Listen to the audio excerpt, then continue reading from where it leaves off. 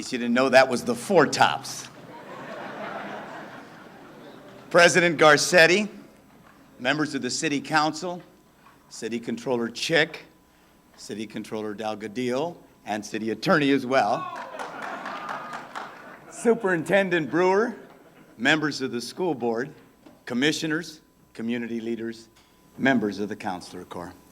And who can forget Principal Ham and the students and faculty of East Valley High.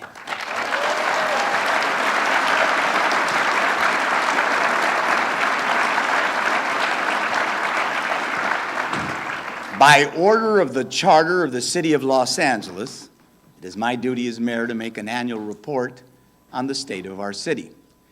But first, I want to say one word this evening about my state of mind. I want you to know how grateful I am. I don't think it's possible to say how grateful I truly am to have the opportunity to serve this city, which has given me and my family everything. As Angelenos, we have so many reasons to be blessed. I believe that we're at the threshold of a special moment in our city's history. Tonight we share this moment with the students of East Valley High, whose voices first rang through these hallways this past October. East Valley is a brand new school on a regular calendar, where the first bright notes of an entirely new tradition are being composed each and every day to the music. And I will tell you, this campus is positively alive with possibility. Angelenos, it is by no coincidence that this is precisely how I feel about the state of our city. We live in a place like no other place on earth. More worlds are colliding in Los Angeles than any location in the known universe. 224 languages spoken in 469 richly populated square miles of land. The heart of our culture is pulsing here. We're the world's creative capital. We're the gateway to the east and the portal to the south. Our ports and our infrastructure are the engines powering the national economy. We have the world's leading research universities. We are absolutely alive with possibility. Ladies and gentlemen, I believe the moment is now in the city of the Angels. Never before has this infinitely diverse city been more united behind a clear set of common priorities. We've never had a deeper bench of commissioners and community leaders or a more talented team in our city family. I am privileged, extremely privileged, to serve with one of the finest councils in the history of our city. Believe me, they don't get nearly the credit or the airtime they deserve. Please put your hands together for President Eric Garcetti and my colleagues on the Los Angeles City Council.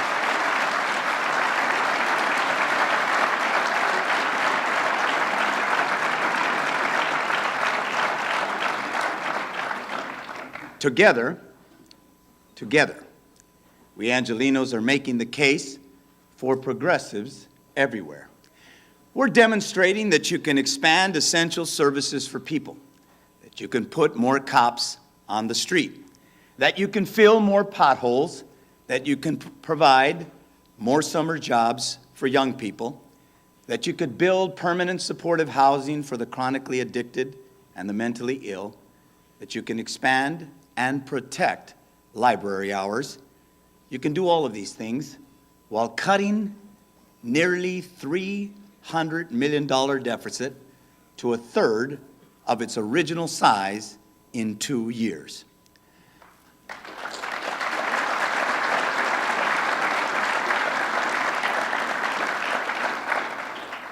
I believe we're showing the way in LA with a progressive and scientific approach to community policing.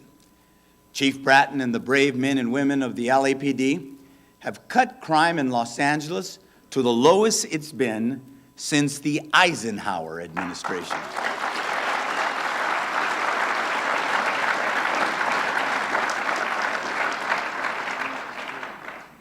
Thanks to our City Council, we've shown you can reduce the tax burden on businesses, that the city has a relevant role in fighting film piracy. Despite state and national trends, 2006 was the best year in city history for new construction, for activity at the port, for retail sales. Jobs are up, unemployment is down.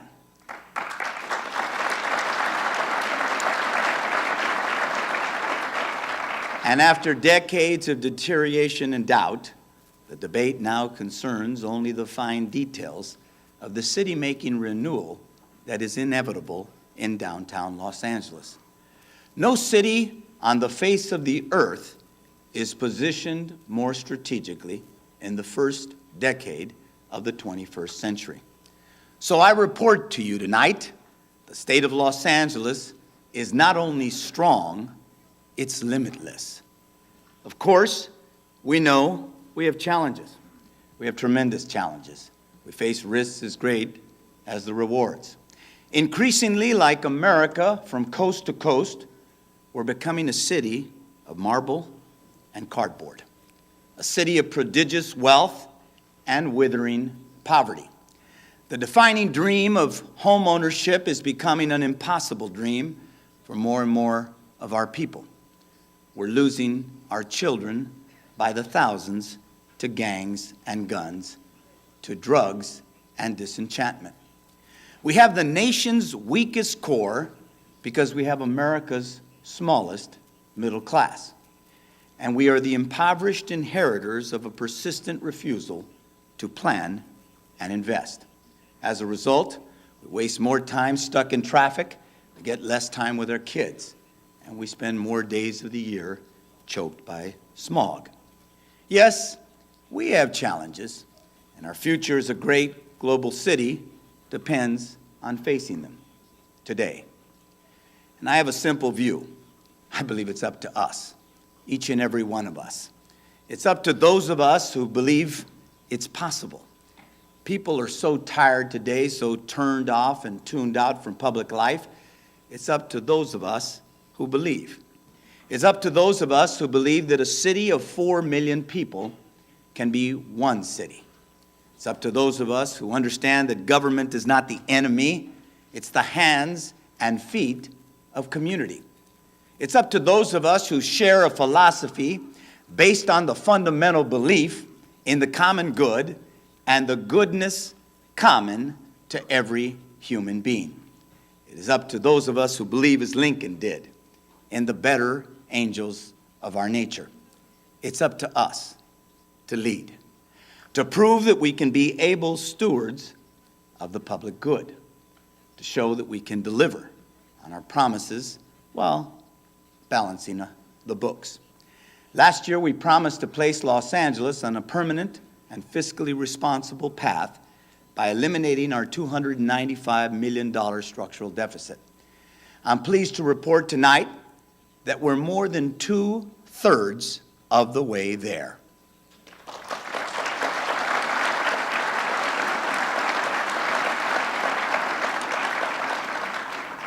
Our budget proposes to reduce the deficit by an additional $138 million this year.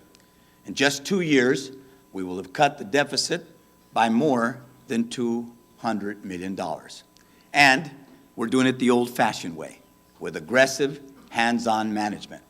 We're slowing the growth of spending.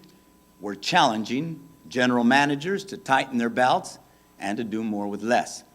We're finding smart savings at the back of every desk drawer and beneath every sofa cushion. Let me give you an example. By simply putting trash compactors at every transfer station, we've cut 5,200 truck trips and saved taxpayers almost $1 million in the bargain.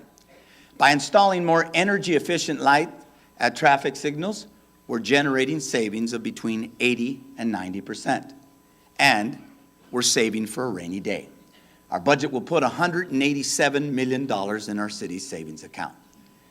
Make no mistake, we're sweating the pennies, but we're committed to tackling global issues. No city confronts greater environmental challenges than Los Angeles. and we're facing them squarely by daring our people to make LA the cleanest and greenest big city in America.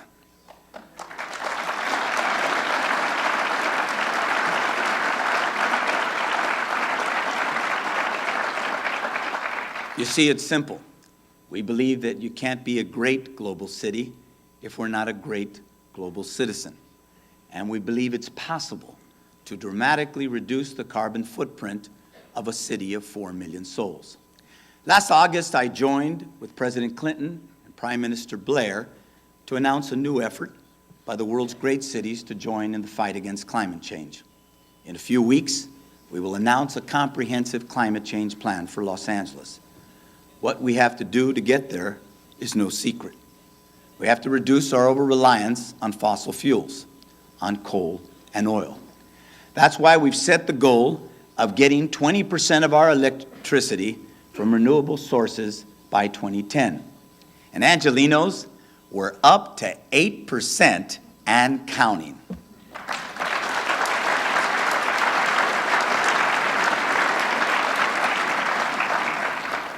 Councilmember Janice Hahn, we broke ground on an innovative project converting biosolids to energy, the first of its kind in the world. We're cleaning up the air around our port. We're making the Port of LA an international leader in improving air quality and promoting sustainable development. We've launched the Million Trees LA initiative. We're building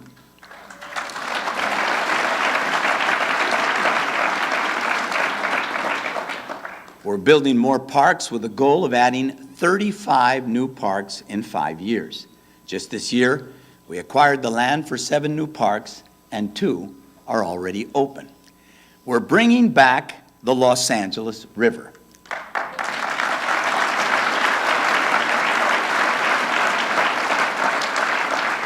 Thanks to the superb leadership of Councilmember Ed Reyes,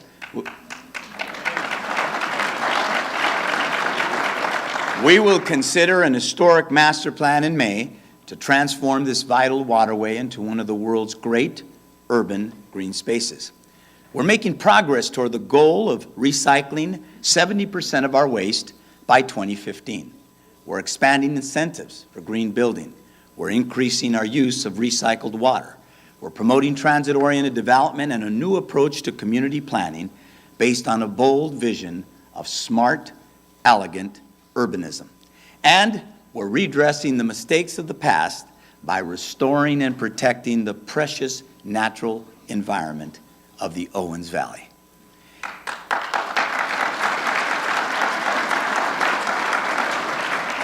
And Angelenos, we are surely and steadily accelerating our ambition when it comes to addressing traffic congestion and transit planning in Los Angeles. We're driving full steam ahead. Remember a year ago, the infrastructure bonds were stuck in park. Together with our legislative leaders, we were instrumental in crafting and passing a $19 billion statewide transit bond. I was proud, along with Valley Council member Wendy Gruhl, to have played a role in persuading the California Transportation Commission to restore funding for critical projects on the 5 and the 405.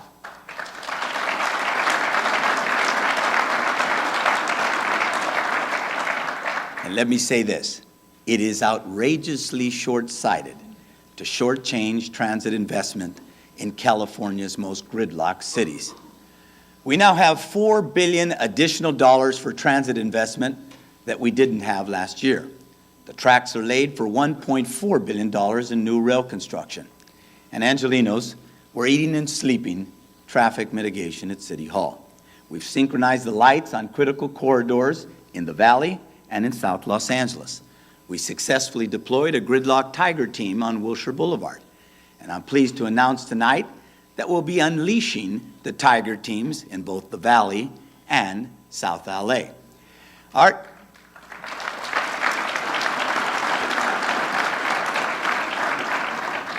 Thanks to Tom LaBonge, our traffic officers will continue to unclog the city's busiest intersections during the morning and evening rush hours. And to keep people moving smoothly in the next fiscal year, we're going to fill 300,000 potholes and repair 575 miles of city streets.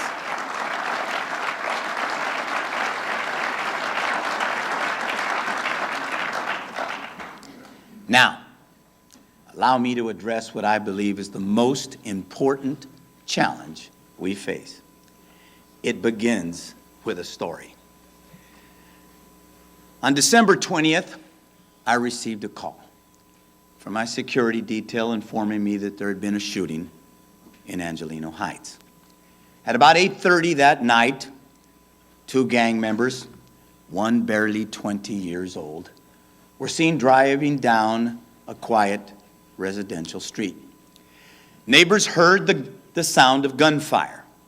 Shots rang from the car toward a nearby house. The car sped off. One stray bullet pierced the front window of a neighboring apartment. That bullet crossed the living room and penetrated the wall into the kitchen where stood a beautiful 9-year-old girl. Her name was Sharupa Wangwi Satiri. She died a few days later. Sharupa, or Jaja, as her neighbors nicknamed her, had been in America for only a year. She was from Thailand. Her neighbors already called her a pint-sized ambassador for the whole community. They told stories about how she walked her little chihuahua around the block, how she talked unabashedly to every neighbor like she was the mayor of Angelino Heights. They said that she had a way of softening even the most recalcitrant of hearts with her relentless enthusiasm, infectious warmth, and humanity. The next day I met and grieved with Sharupa's mother, along with Councilmember Ed Reyes. She told me she had brought her daughter to Los Angeles and to America on the promise of a better education and a brighter future. This was a week, 1 week, after 14-year-old Cheryl Green, a beautiful young girl, was murdered by gang members in the Harbor Gateway because of the color of her skin. Ladies and gentlemen, I'm told that East Valley High is an unclaimed school. The officers here know what I'm talking about. I'm told that 4 local gangs are currently vying for control here. And today we say we have to stop them.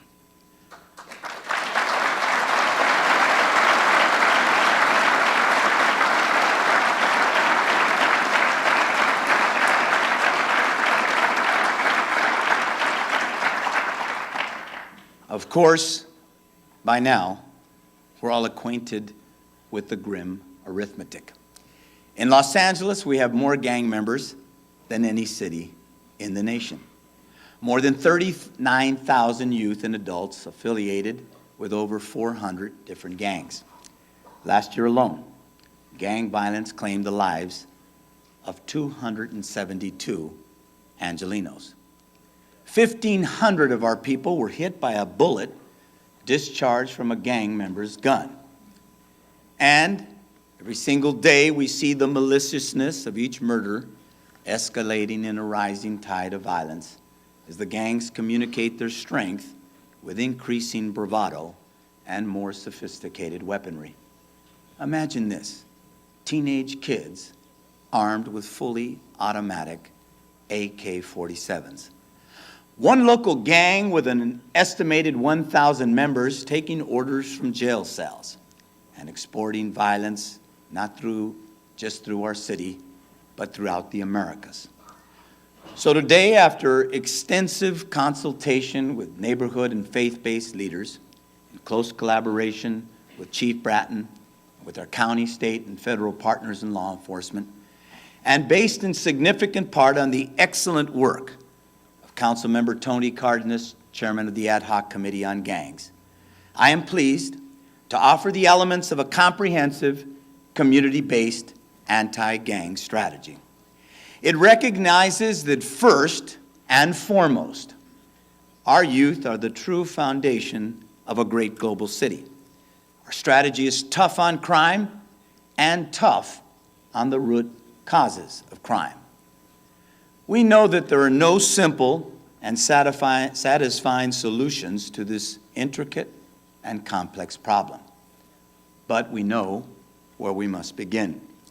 Our strategy starts by going straight after the worst gangs and the people who lead them. In February, we targeted LA's top gangs for suppression. We appointed a gang lead in the police department. We published a top 10 list of the most wanted, and we sent an unmistakable message when we caught the first 3 in just 3 weeks. We strengthened our city partnership with half a dozen federal agencies, targeting our enforcement efforts in the areas of highest need. We're working with our international partners to coordinate our response to the growth of transnational gangs. And we've already seen a short-term dip in gang-related crime. But we need to do much more. The budget I will present tomorrow provides funding for 780 police officers in the next fiscal year. Los Angeles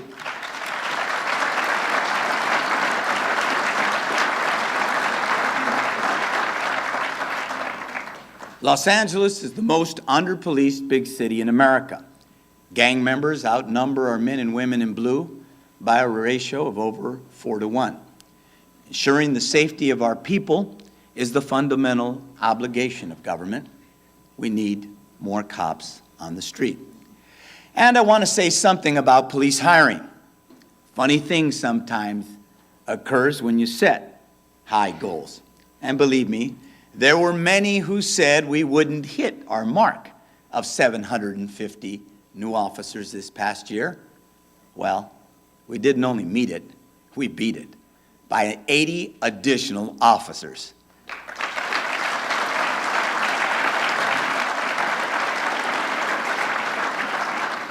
This year in the LAPD, we will hit our all-time high. Angelenos, we can't afford to aim low. And this is why we cannot for one single moment confine ourselves to the dim view that gang violence is primarily an issue for law enforcement. Take it from a former high school dropout. Fighting gangs is fundamentally a question of putting people on a path to a productive life. Yes, this is the harder work, but this is the better work. Believing in our ability to reach the better angel in every Angeleno. It's going to require a new toughness and a new practicality. We're going to need to coordinate our efforts with far greater precision. We're going to need to invest in strategies proven by practice and supported by research. In the coming days, I intend to name a director for gang reduction and youth development in the mayor's office who will bring a long-needed single point of leadership and accountability to this issue.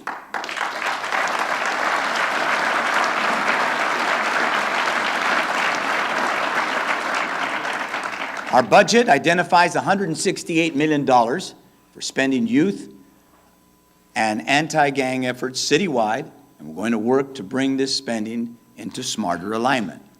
We're providing some 10,000 summer youth jobs. We're protecting extended hours at every library branch in the city, 6 days and 52 hours a week, including Saturdays.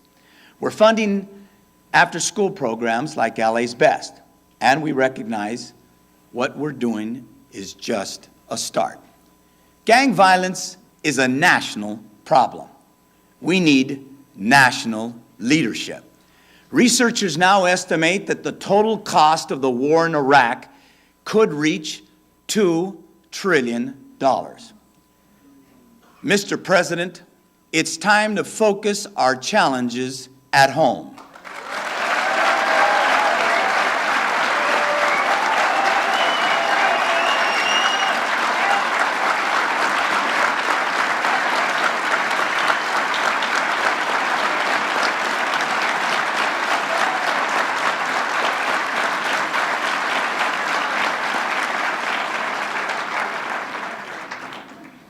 see, we're losing too many children on the streets of America's cities.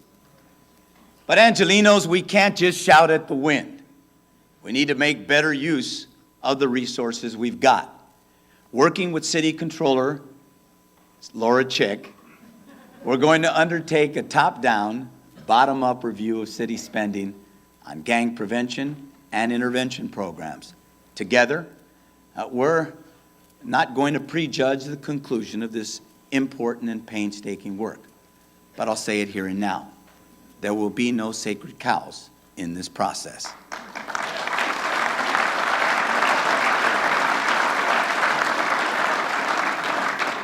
We don't have a single dime to squander. Ultimately, our approach recognizes what the research has proven. To be effective, we must concentrate our efforts at the neighborhood level. Our strategy needs to be rooted in the very communities where the problem is most serious. And this work must take place block by block, street by street, child by child. Our plan designates the immediate creation of 8 gang reduction zones where intensive services will complement stepped-up community policing. These areas have been selected based on an objective assessment of gang activity, crime rates, test scores, truancy, dropout statistics, and conditions of joblessness and poverty. But we won't just flood the zone with police. Working with community and faith-based organizations will also saturate these neighborhoods with services, providing young people with pathways out.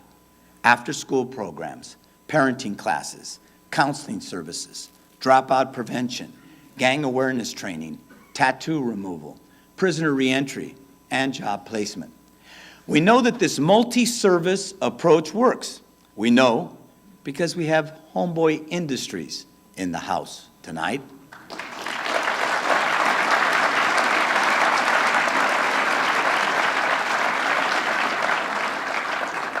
For those of you who do not know, Homeboy serves a greater number of gang-involved men and women than any organization in our city, 1,000 people a month. Founded by a Jesuit priest with an unbreakable faith in the power of unconditional love. Homeboy is helping gang members and those making their reentry from jail by giving them the dignity that comes with work. As scratch bakers, as silkscreen artists, as landscapers, as maintenance and graffiti removal workers. Their Yastuvo tattoo removal program is helping countless young men and women reclaim their identities. At Homeboy, they say, nothing stops a bullet like a job. And they're right.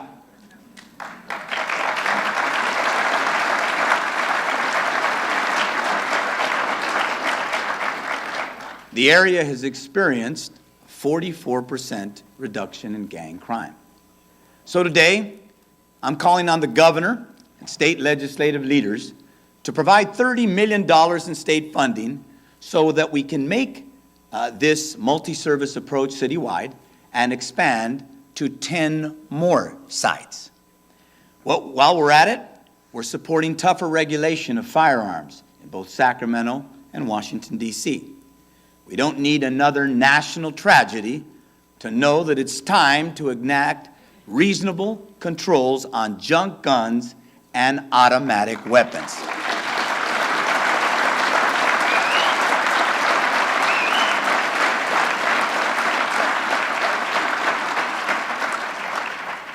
And we're fighting for the federal passage of the Feinstein-Hatch bill, which will provide $1 billion in anti-gang funding nationally. But Angelenos, if nothing stops a bullet like a job, we know that nothing gets you a job like a diploma.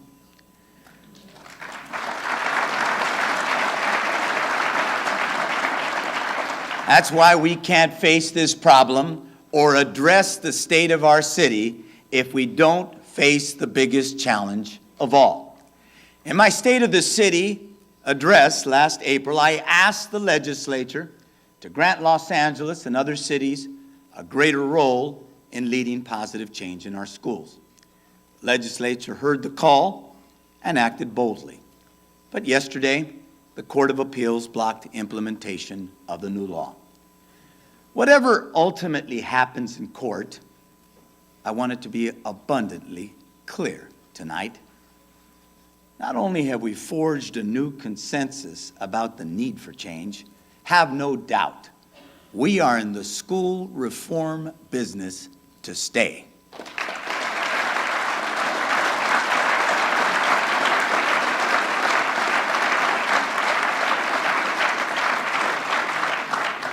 First, we intend to partner aggressively with the LAUSD to address the gang problem by helping to develop school-based violence reduction plans at every campus, by encouraging the expansion of parent resource centers, by teaming up strategically on the joint use of city and district facilities to create more after-hour opportunities for kids, by expanding the network of safe passageways and safe havens, and working with our transit agencies to ensure that every child is safe as they make their way to and from school, by expanding youth mediation and conflict resolution programs, by adding opportunities for career and technical training, and by providing our kids with greater job opportunities in the summer. Ladies and gentlemen, here at East Valley High, I can feel the possibility in the air. A new reform coalition will lead the school board in July. We have a new superintendent committed to making transformative change. And I am confident that we can forge a true partnership with the school board on a plan to rescue our lowest performing schools. Angelenos, we have no alternative but to try. We can't be afraid to raise expectations. We have to be willing to wade into the weeds, to take on the thorniest issues, regardless of the political cost or consequence. You see, more than the vicissitudes of the economy or the convolutions of the crime rate, I believe that the state of our city has always been best described by a state of mind, by the belief that you can create anything that you can conceive. Of course, whenever I think about what this means, you've heard me say it before, I think about my own mother, a single mom. She raised 4 kids. She sometimes worked 2 jobs. She lived on the east side. She rode the bus nearly every day of her life. But she lived her life with confidence. She looked forward to the future, secure in the knowledge that with hard work, her dreams for her children would come true in this incredible city where the dreams of so many have bloomed before.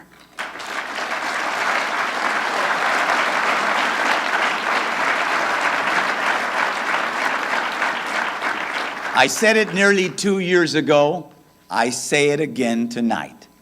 I'm asking you to dream with me tonight. If you grew up in a neighborhood like the one where many of us grew up, you know with the certainty that only brings experience that every single gang member starts out as a kid just like yours and mine.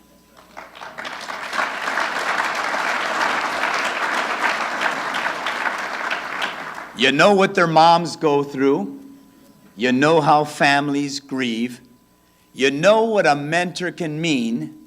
You see the vistas that open up with great public schools. And if you're observant, you can see the better angels. Ladies and gentlemen, we have much, much work ahead of us. Let's face it with passion. Let's face it together. Let's face it as one city. Thank you for listening.